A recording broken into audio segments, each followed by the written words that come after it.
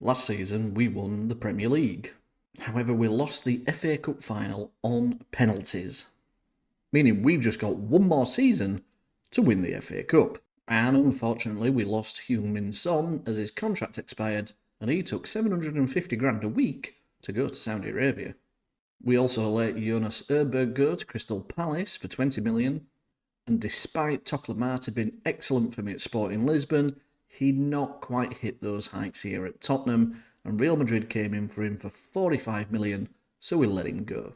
We managed to snaffle Mark Gahey from Crystal Palace when his contract expired, so he came in for free, as well as two goalkeepers, the first being Gabriel Slonina, and the second being Georgi Mamadashvili.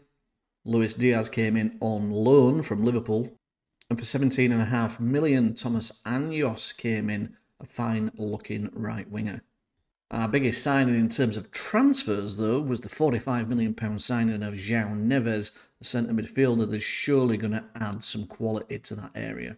And with the loss of Son, there is only one man that could please the fans. Harry Kane has returned to Tottenham Hotspur at 35 years old for 14.5 million. So this is how the squad is looking in terms of its lineup. Cletus takes the starting spot over Harry Kane as striker. I will show you him in a minute. He just continued to develop. We've obviously got Victor Boniface here as well, but he, to be fair, can play on either wing. We have Harry Kane, obviously. João Neves doesn't quite make the cut at the minute due to Papa Matassa and Frank Seye claiming those spots. Yves Bissouma is still picking up that defensive midfield spot. I did try and strengthen in some areas, but it just wasn't really happening. And we've got a number of players down here that are still coming back from injury. So Tillman and Buane will obviously help with these wide areas here as well. Bentancur and Loftus-Cheek will obviously help support some of these areas here. So we're okay, but we just don't have a lot of quality in the midfield area, which is the positions I tried to strengthen by bringing João Neves in. But we'll just see how we go. The defensive midfield player is the one I really wanted to try and upgrade, but I just couldn't find anybody for the right money. So the focus this season is obviously going to be the FA Cup. It's what we have to try and win. We only have one season left that we can play at Tottenham. And if we don't win the FA Cup, we've got to leave Spurs and then try and come back at a later date with another team to try and claim that FA Cup. We're in the Champions League, so we'll have a go at that, but I'm not holding my breath. Premier League, I'm not fussed either way. We're going to be prioritising the FA Cup. We'll be prioritising the Champions League second, and then the league is kind of third, League Cup fourth kind of thing. I'm not really fussed. The only thing I'm concerned about with the league is whether the board decide to sack us because we're not doing very well. So that's my only thing in the back of my head about the league, about making sure we just pick up decent results there. But when it comes to player fatigue and injuries and things like that, we'll be prioritising those two cups, FA Cup 1, Champions League 2nd. So obviously there's no FA Cup in the first half of the season, so we'll jump forward and I'll show you how we've been doing in the Champions League. Kicked off our challenge for the Champions League with an away tie to Benfica, and Luis Diaz gave us a lead on 32 minutes. And it looked like we were going to take all 3 points, but in the last 5 minutes, Christian Romero deflected the ball past Vicario, and the score finished 1-1. Club Brugge were up next, and there weren't really any match for us. Yves Bissouma gave us the lead on 17 minutes from the edge of the box with a neat little finish. And just a few minutes later, it was Victor Boniface's fine strike that made it 2. And just 5 minutes into the second half, Pat Matassa made it 3. And the game was pretty much over when João Neves' strike from 25 yards out beat Bursic and made it 4. Club Brugge did get a consolation goal, but before the final whistle, we got our 5th when Buonanni's head met Udoghi's cross. And that was our first win in the Champions League. A 3-0 home win against OGC Nice followed, and a 4-0 demolition of Inter Milan with Buonanni getting a hat-trick. We then travelled to Olympique Marseille, and it's the first time that I've been back to one of my old clubs in this particular save. The team was pretty much as I'd left it. They were very strong, and I was very nervous, but it took us an hour for Cletus to get on the score sheet and put us in the lead. And despite Marseille pushing for an equaliser, we managed to get the second on the score sheet in the 83rd minute with Malik Tillman. It gave us all 3 points despite Marseille dominating possession. And the last game before the winter break was a 3-0 victory away at Red Star Belgrade. We have just Lazio and Liverpool to play while we sit top after 6 games. Okay, we're a little over halfway through the season, playing 22 Premier League games. We've won 17 of them, top of the table by 4 points. As I said though, not really prioritising this. It's great that we're top after 22 games, but it hasn't been the priority. And now that the FA Cup's about to start, it will take even less of a priority for us. The team's been doing really well though. This is it sorted by average rating. Luis Diaz has been fantastic for us. 9 goal contributions in 11 starts. Buan is playing really, really well on that right-hand side. Malik Tillman has been fantastic for us. Scally's come in and done a job. He's our third choice goalkeeper. We have had a bit of an injury crisis there at certain parts of the season. But yeah, the team's playing really well. I'm excited about it, really. I think we've built a very, very good side, despite it not having that squad depth, that quality in that squad depth. We've done remarkably well. So these are the results in the Premier League. And as you can see, we've had 2 defeats away at Newcastle and away at Chelsea. We've been on a very, very good run here, winning consistently, consecutively. It's been fantastic. We kicked it off with a draw away at Brighton. We had an interesting 4-4 draw here at Aston Villa. Harry Kane getting 2 goals. We'll have a quick look at Harry Kane just for those of you that are interested in him. So he's made 11 starts in the Premier League, 7 goals and 1 assist. And in the Champions League, he's just had that 1 start and 1 goal. He is 35. We do have quality in that position. It's just nice to have him back in a Spurs shirt and scoring goals for Spurs when he's given the opportunity. So when it comes to the EFL, we have had a very comfortable run. It was a bit of a tricky tie here against Everton, where we won on penalties, scraped through, and then we've had home draws against lower league teams, Huddersfield, and a quarter-final draw against Mansfield, which we won 7-0. We've then got Middlesbrough in the semi-final, who I think are still a championship side. Yes, they are. So again, that's fairly favourable for us. The other teams are Newcastle and Arsenal. Third round draw of the FA Cup means we are away to Swansea. I will be prioritising it, so I'll be putting out my strongest side. So we should go through, but I always feel that with away draws in the FA Cup, they're always a potential banana skin. And we have to try and do everything we can to win this cup competition. So I'm going to jump forward now and we'll see how we've done in the Champions League, but more importantly, the FA Cup.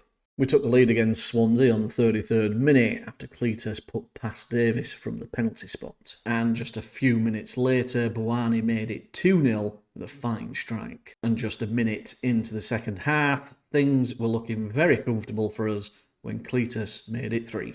And as we entered stoppage time of the game, it looked like Swansea got a consolation goal with Chermiti's fine strike past Vicario. But somehow, just 1 minute later, things went from bad to worse when Vicario didn't know what to do with a back pass and Chermiti took advantage. It was 3-2, but we held on for the win. On the 16th of January, we had a serious offer to go to the Netherlands when Ajax offered us the job of being their first team manager. Looking at the negotiations, the job was to start at the end of the season, and because I definitely needed to leave Spurs at the end of the season, I accepted this offer, and we'd be taking on the Ajax job as of next season. Next up, in the FA Cup, we were drawn at home to Barnet, and for some reason, after 75 minutes, the score was still 0-0. Unfortunately, João Neves met a fine strike that beat the goalkeeper and gave us the lead. And on the 83rd minute, João Neves got his second of the game and put us through to the 5th round. And in the 5th round, we had an away trip at Sunderland that proved to be a little bit difficult. However, on the 71st minute, Malik Tillman put the ball into the open net, making it 1-0. I'm not quite sure what happened in the 75th minute, but Destiny Udogie, who was already on a yellow card, scythed down Jack Clark and saw a straight red, reducing us down to 10 men. Our Chichi had the advantage from the penalty spot, but Vicario saved it. He may have missed from the penalty spot, but our Chichi broke through and struck past Vicario in 84 minutes to make it 1-1. We needed to hang on for a replay back at Tottenham Hotspur Stadium. But Sunderland never gave up, and Tommy Watson in the 96th minute broke our hearts and knocked us out of the FA Cup. So yeah, we're out of the FA Cup, and we're going to exceed our time at Tottenham at the end of this season. We've already accepted the offer from Ajax, so we're definitely leaving Spurs. And we're going to have to come back at some point in the future and manage a different English side and try and win the FA Cup. Which, I guess when I put these rules in place, I never really thought how hard that might be, but I guess it was bound to happen at some point. We weren't going to win everything within 2 seasons at every club we went to. So it is what it is. We're going to go to Ajax and hopefully try and do what we need to do in the Netherlands without having to worry about going back there. But at some point, we're going to have to come back to England. So now we need to go focus on the Champions League and hopefully get something out of that. And when it comes to the Champions League, our 2 remaining games of the league phase were against Lazio and Liverpool. The Italians were dispatched 4-1 quite comfortably at home. And we started very strong in Anfield against Liverpool, with Cletus giving us the lead on just 8 minutes. And I always encourage the boys to play around with the ball at the back and try and play out of trouble, but Bissouma's back pass to Vicario was short and Lamakea capitalised, making it 1-1. However, ex-Liverpool winger Sloslebai made it 2-1 for us with a fine free kick just before half-time. And Cletus got his second of the game when he was put through, and a nice finish past Becker made it 3-1. And just before the hour mark, Cletus got his hat-trick, making it 4-1.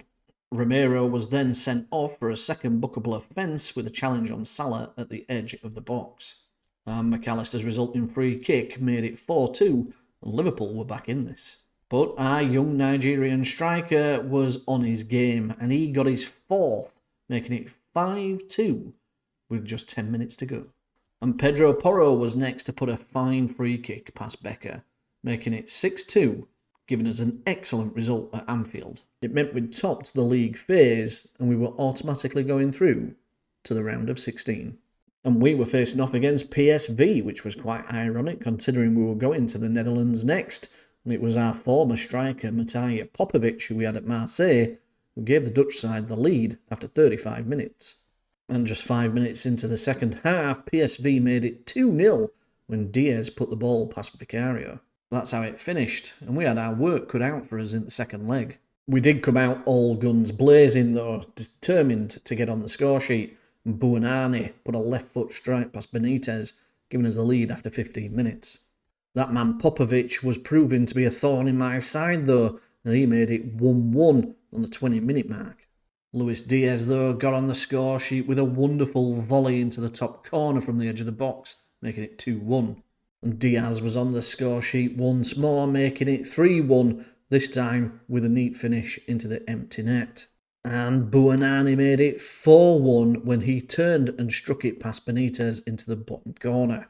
It looked like things were comfortably going our way, but Bakayoko made it a nervous finish when he made it 4-2 with still 20 minutes to go.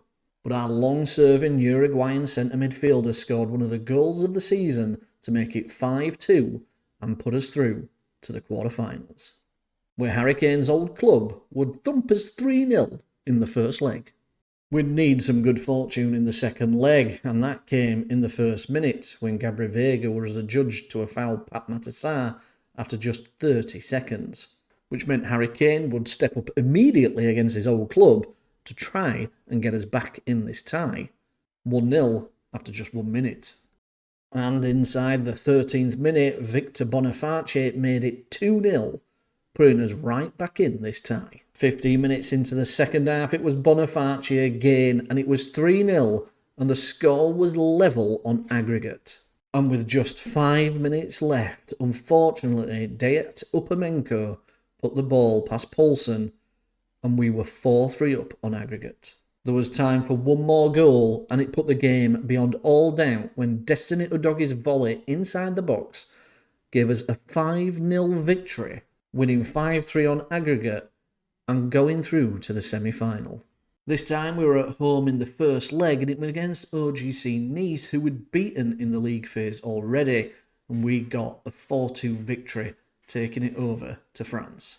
And following a 2-2 draw at the Allianz Riviera, we were going through to the Champions League final, where we'd face off against the greatest club in Champions League history, Real Madrid. The game had been pretty even in the first half an hour, but on the 36th minute, a Buani cross found Cletus and we were 1-0 up.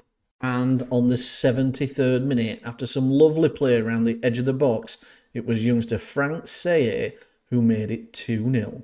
And as we entered the second minute of stoppage time, we were trying to make the game play out with some nice play from the back, but Van der Ven's short pass was intercepted by Mbappe, and Real Madrid were back in it for 2 minutes.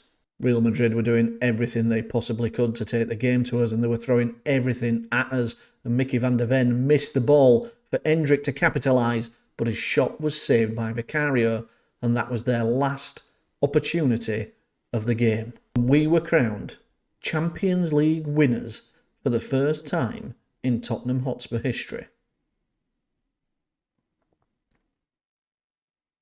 I think it's also worth pointing out that we did win the league. We got 97 points, which was incredible to say I wasn't prioritising it. Obviously, once we'd been knocked out of the FA Cup, which still haunts me, Sunderland aren't even a Premier League team. As focus, we're on the Champions League and, of course, just retaining the Premier League, which helps, if you keep building up your trophy cabinet, it helps you get the other jobs at the other nations when we need to move on. Quick look over the squad. Average rating, Buani was fantastic. Malik Tillman, beautiful. Mickey van der Ven played really well for the majority of it. Just a bit gutting towards the end there that he let Real Madrid get back into it. But, I'm a bit like Ange. I encourage that passing around at the back with the formation and the tactics that I use. Victor Boniface, what a great signing he's been. Cletus, though, coming through the youth, 34 games in 43. I'll now show you him. I said at the start of the video, I'd show you how he's getting on. He's turning into an absolute beast. An absolute beast. I mean, his finishing's 15, which is good for a 20-year-old. But the rest of his attributes, technical, mental and physical, are all off the charts. He's going to be an exceptional player for years and years to come in this save. He's got 11 goals and 11 caps for Nigeria, and he's got potential 5-star ability. A future Ballon d'Or, I think, there is Cletus. Diaz came in on loan and, 14 goals in 27, 5 assists. Sloslabay has been fabulous, 22 goal assists in 39 starts. So Neves was our star signing of the season, really, wasn't he? So he got 20 and 31. Where's Harry Kane? Let me see if I can find Harry Kane for you. Harry Kane is here. He was out injured for the Champions League final, and he hasn't really played that much. He's feeling alienated, but he did get 11 goals in 19, and he is wanted to go out to Saudi Arabia, surprisingly, where he could probably make an absolute fortune. He's going to be 36 next season. Be nice if he went out and played with Son, wouldn't it? So this was our Premier League fixtures. Look at this fabulous run here from the 2nd of December all the way through. Ironically stopped by Arsenal in a 0-0 draw, and then Man City gave us a thumping on the final day of the season. I didn't have a reserve team out because we had quite a long wait between this game and the Champions League final, so I wanted to give all the players a run out, and we just didn't turn up, didn't play. So it's not like I can blame it on putting a second string out either. We got comfortably whipped. FA Cup, as you know, we went out to Sunderland in the 5th round, which was hugely disappointing. They are a Championship side, not even a Premier League side. We did win the League Cup, beating Arsenal on penalties in the final, which was nice. And then there's the Champions League, as you saw, beating Real Madrid 2-1 in the final. Mbappe getting that very, very late goal to make things a little bit tense. Endrick with that shot at the end had me shitting bricks, if I'm honest, because I thought he was going to score and we were going to have to go to extra time and we'd probably then lose. But yeah, we did really... I mean, this here was kind of the turning point. We did well to overturn the PSV defeat, but, losing 3-0 away at Munich and then beating Bayern 5-0 in the return leg was just unbelievable. Nice proved to be a little bit trickier than I was expecting, considering I'm beating them 3-0 here. But yeah, that when I saw the draw, I thought, well, we should get through to the final. You know, we'd overcome probably the biggest test here. So yeah, the other two semi-finalists were Real Madrid and Paris. So I did well to avoid those and get Nice. And once that draw came up, I thought we should make it through to the final, which we did. And then one-off game against Madrid or Paris, as you know, can go either way. And we were fortunate to put that trophy in the cabinet. And so it's the Champions League that goes into the Bobbybarks trophy cabinet this season and not the FA Cup. However, it is one step closer to completing Glory Hunter, but it does mean we've to come back to the Premier League in the future. But for now, it's on to the Netherlands and trying to dominate the Dutch League.